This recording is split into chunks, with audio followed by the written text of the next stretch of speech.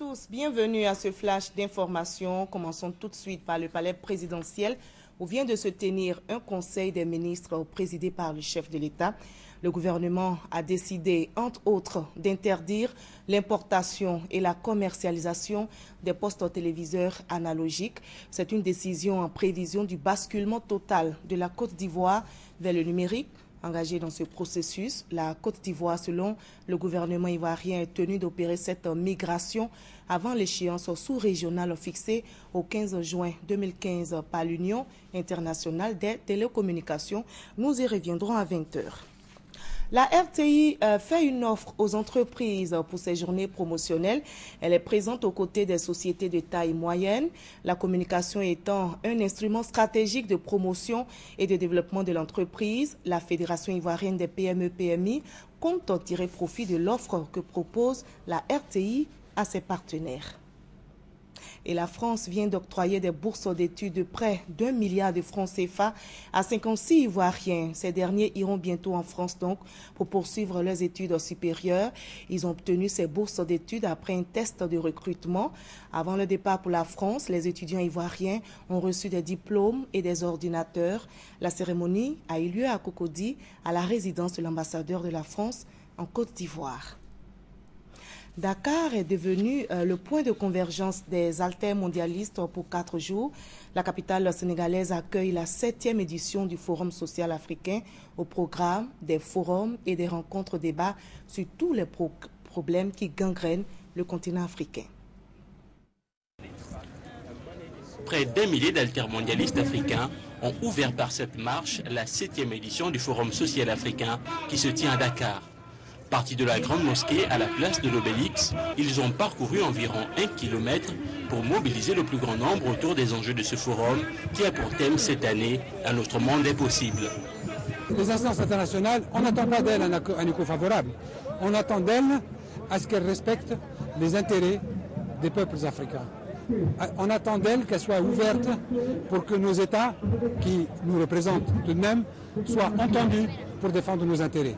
Et sans cette pression citoyenne, eh bien ça ne peut pas se réaliser. Après de nombreuses participations au Forum social, ces membres de la société civile africaine sont de plus en plus optimistes au sujet de l'impact de cette rencontre sur le continent. Nous essayons de forcer, de combler les relations entre divers pays. Bien sûr que ça va être difficile de tout faire d'un coup et que nous ayons une Afrique unie du jour au lendemain, mais petit à petit le changement, on le verra de plus en plus. La 7e édition du Forum social africain va prendre fin le 19 octobre.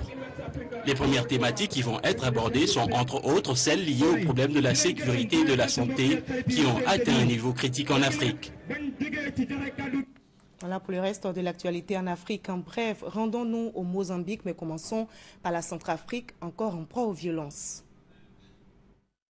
Milicien anti-Balaka tué par les forces internationales alors qu'il refusait d'être désarmé. Ces échanges de tirs interviennent après une nuit de violence mardi et des affrontements intercommunautaires la semaine dernière. Depuis le début de la crise, des dizaines de milliers de musulmans ont fui vers le nord de la Centrafrique, contrôlé par le mouvement Seleka. Au Mozambique, le décompte des voix a commencé. La population a voté mercredi pour son futur président, qui succédera à Armando Guebuza, et pour ses députés. Le parti au pouvoir depuis l'indépendance en 1975, le Frelimo, présente comme candidat Filipe Nyusi. Face à lui, Afonso Dhlakama, un ex-guérillero chef de la Renamo.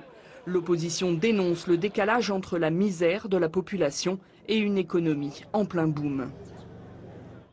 Les cas augmentent, plus de 4500 morts dus au virus Ebola. Le programme alimentaire mondial se mobilise donc pour secourir les pays touchés par l'épidémie. Il s'agit de la Guinée, du Libéria et de la Sierra Leone.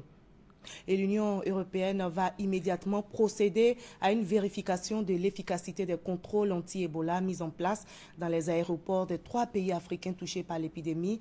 Cet audit sera mené en coopération avec l'Organisation mondiale de la santé dans le but de renforcer les contrôles si nécessaire. Et on vient de l'apprendre, l'Angola, la Nouvelle-Zélande, le Venezuela, la Malaisie et l'Espagne ont été élus ce jeudi comme membres non permanents du Conseil de sécurité de l'ONU. On termine ce flash et vous le savez, chaque jeudi nous avons le dossier de la rédaction. Aujourd'hui, nous parlons du BTS 2014 avec ces nouvelles réformes annoncées pour renforcer la crédibilité du diplôme. Prenons rendez-vous à 20 h.